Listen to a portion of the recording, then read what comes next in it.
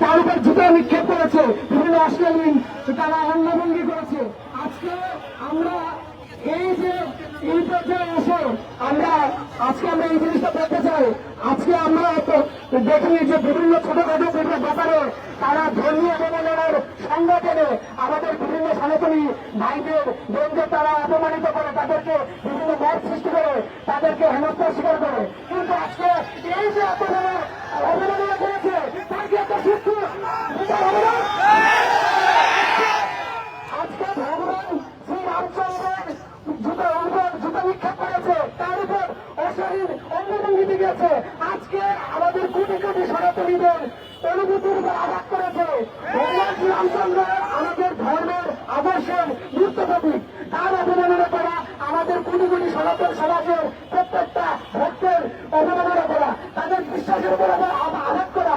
আজকে আমরা প্রশাসনের কাছে জোরালো দাবি জানাচ্ছি, আপনারা এই যে যারা আজকে অবমাননা করেছে তাদের কিন্তু ভিডিও ফুটেজ আছে, তাদের প্রকাশ্য ছবি রয়েছে, তাদের প্রত্যেককে বিচারের আওতায় এনে তাদেরকে দৃষ্টান্তমূলক শাস্তির ব্যবস্থা করেন যেন, এবং একটা সুষ্ঠু আইন প্রণয়ন করেন যেন যে আইনের মাধ্যমে শুধু মুসলিম সমাজ না, প্রত্যেকটা ধর্মের মানুষ যেন সুষ্ঠু ধর্ম অবমাননার বিচার পায়। বিচার হবে, তারা মত সৃষ্টি করবে, তারা সংখ্যাগরিষ্ঠ হবে, আর এক পক্ষ তাদের মত নেই, তাদের সংখ্যা লঘু পাবে, তারা বিচার পাবে না। এইরকম আইন আমরা বাংলাদেশে যেন চাই না। আজকে আমরা আমাদের সকলের যে প্রাণের একটা রাষ্ট্র আমরা পরিচালনা করার জন্য একটা সরকার গঠিত হয়েছে, আমরা সরকারের কাছে আকুল আবেদন করছি আমাদের এই বিচারগুলো সুষ্ঠু তদন্ত করে সবার যারা দোষী তাদেরকে প্রকাশ্য বিচারে আওতা নেয়। আজকে আমাদের মশাল মিছিল, আমাদের এই কর্মযোগ্য অব্যাহত থাকবে যতদিন না পর্যন্ত আমাদের এই দুষ্টদের যেন বিচার এই ধারাতে না হয়। সকলকে ধন্যবাদ।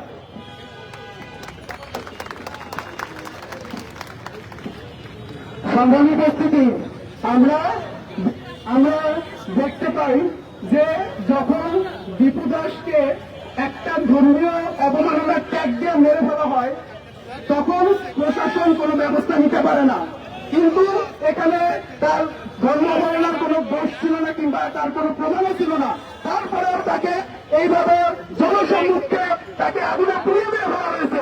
কিন্তু অন্যদিকে আমরা যদি দেখতে পাই এখানে জনসম্মুখে সবার সামনে একটি মানববন্ধনে আমাদের মর্যাদা পুরুষোত্তম শ্রী রামচন্দ্রের ছবিতে যেভাবে জুতাপিটা করা হয়েছে, তাদের ছবি আছে, তাদের ভিডিও ফুটেজ আছে, তবুও প্রশাসন কোনো ব্যবস্থা নিচ্ছে না। এই ধরনের বিচারিতাকে আমরা ধিক্কার জানাই। এখন আমাদের মাঝে সংগ্রামী বক্তব্য নিয়ে আসবেন জগন্নাথ ছাত্র সংসদের এজিএস দীপ্ত সরকার, দীপ্ত দাদা।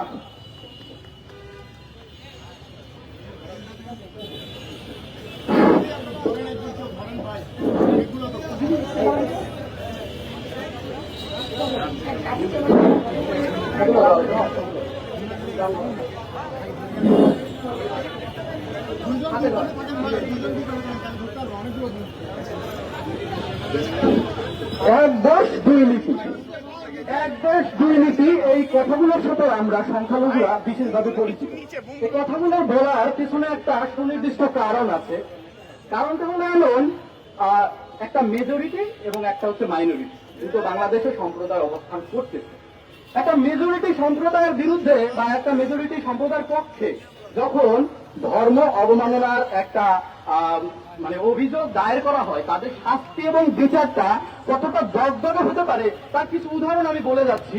প্রথমে আমরা বলতে পারি দীপুচন্দ্র দাস, খুলনার উৎসব মণ্ডল, ঝুমন দাস আপন, সুনামগঞ্জের শাল্লা, ব্রাহ্মণবাড়িয়ার নাসিমনগর এবং রক্তাক্ত শারদে আমরা দেখতে পাই যতন কুমার মহন্ত সহ যে 7 জন সনাতনী জীবন, তাদের জীবন যে নেওয়া হয়েছে, তাদের যে পাশবিকতার সহিত খুন করা হয়েছে, একমাত্র কারণ হচ্ছে তাদের বিরুদ্ধে ধর্ম অবমাননার অভিযোগ।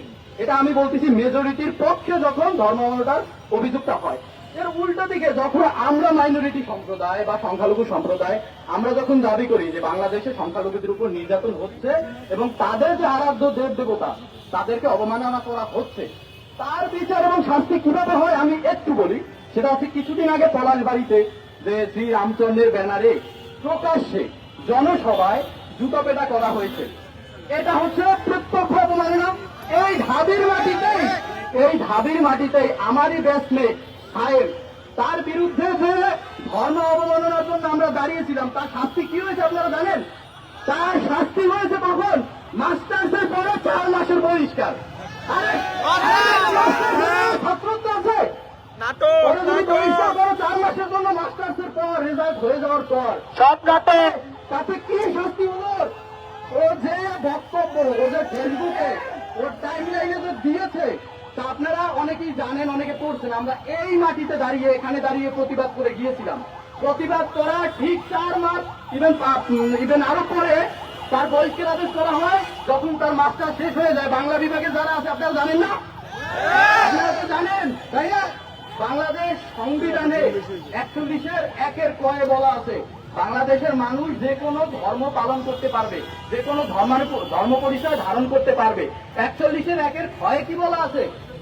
বাংলাদেশের মানুষ যে কোনো ধর্মাবলম্বী হোক না কেন, তারা নিজেদের অর্থায়নে, নিজেদের এরিয়ায়, নিজেদের জায়গায় তারা ধর্মীয় স্থাপন করতে পারবে। কিন্তু বাংলাদেশের পরিপ্রেক্ষিতে কি হচ্ছে? একটা সম্প্রদায়, আমরা সংখ্যালঘু সম্প্রদায়, যখন গাইবান্ধার পলাশবাড়িতে শ্রীরামচন্দ্রের একটা ভাস্কর্য স্থাপনের উদ্যোগ নেই, একটা গুজব ছড়ানো হয় কি ভারতীয় অর্থায়নে। আচ্ছা, ভারতীয় অর্থায়ন কোন প্রমাণ আছে এখানে? ভারত অর্থায়নটা কিভাবে দিয়েছে, কার শুরুতে দিয়েছে আমরা কেউ জানি? একটা উগ্রবাদী মৌলবাদী শক্তি এই গুজবটা রটিয়ে দিয়েছে ফেসবুকের মাধ্যমে। তার প্রভাবে সারা বাংলাদেশের উগ্রবাদী জনতা এক হয়ে শ্রীরামচন্দ্রকে প্রকাশ্যে অবমাননা করে, যে আমাদের 10 অবতারের মধ্যে অন্যতম। এর কি শাস্তি হয়? এর কি শাস্তি হচ্ছে? কি গ্রেপ্তার করা হয়েছে এখন পর্যন্ত?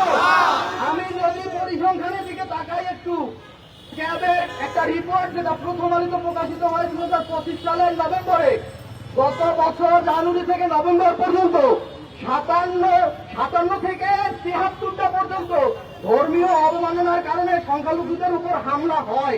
তার ভিতরে 56টার মামলা হয়, কোনটার বিচার হয়েছে? দেখছেন একটারও বিচার হচ্ছে? দীপু চন্দ্র দাসের হত্যাকারীকে প্রকাশ্যে জামিন দিয়ে তাকে এই প্রকাশ্যে চলতে সাহায্য করে এই দেশের প্রশাসন। সেখানে আপনি কিভাবে আশা করতে পারেন যে বাংলাদেশের সনাতনীদের উপর হওয়া যে ধর্ম অবমাননার অভিযোগগুলা, সেগুলোর বিচার কিভাবে হয়?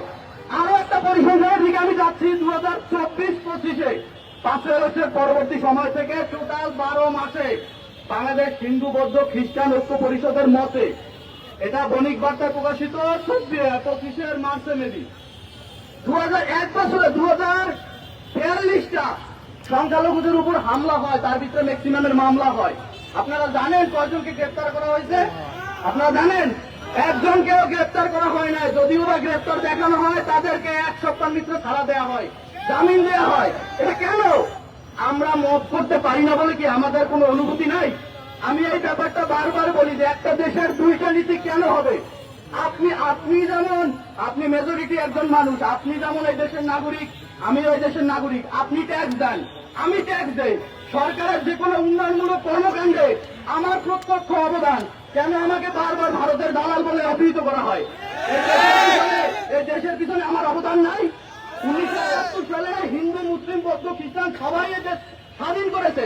ইভেন ধর্মীয় পরিচয়ের কারণে আমরা দেখেছি যে কচুকাটা করা হয়েছে এই দেশের হিন্দুদের। তাহলে অবদান আমাদের কোন অংশ কম? আমাদের যদি দেশের পিছনে এত অবদান থাকে, আমরা কেন ধর্মীয় দিক থেকে এত বৈষম্যের শিকার হব? 1 দেশ 2 নীতি, এই জিনিসটাই তো আমাদের দেশের সংবিধানের সাথে সাংঘর্ষিক, তাই না? আমরা আজকে যারা এখানে উপস্থিত আছি সবাই প্রধানত মেইন যে বিষয়টা নিয়ে আজকে এখানে প্রতিবাদ সমাবেশে অংশগ্রহণ করেছি, সেটা হচ্ছে গাইবান্ধার পলাশবাড়িতে আমাদের যে রামচন্দ্রের ভাস্কর্যকে স্থাপনা বাধা এবং রামচন্দ্রের অপমান, এটার ভিন্ন প্রতিবাদ আমরা এখানে জানাচ্ছি এবং প্রশাসনের নিকট সরাসরি আমরা এখানে প্রত্যক্ষ অনুরোধ জানাচ্ছি যাতে যারা এখানে ধর্ম অবমাননার সাথে জড়িত তাদের ভোটের থেকে শনাক্ত করে তাদের দৃষ্টান্তমূলক যেন শাস্তি গ্রহণ করা হয়। এটাই আমাদের আজকের এই সমাবেশ থেকে দাবি। ধন্যবাদ সবাইকে, নমস্কার।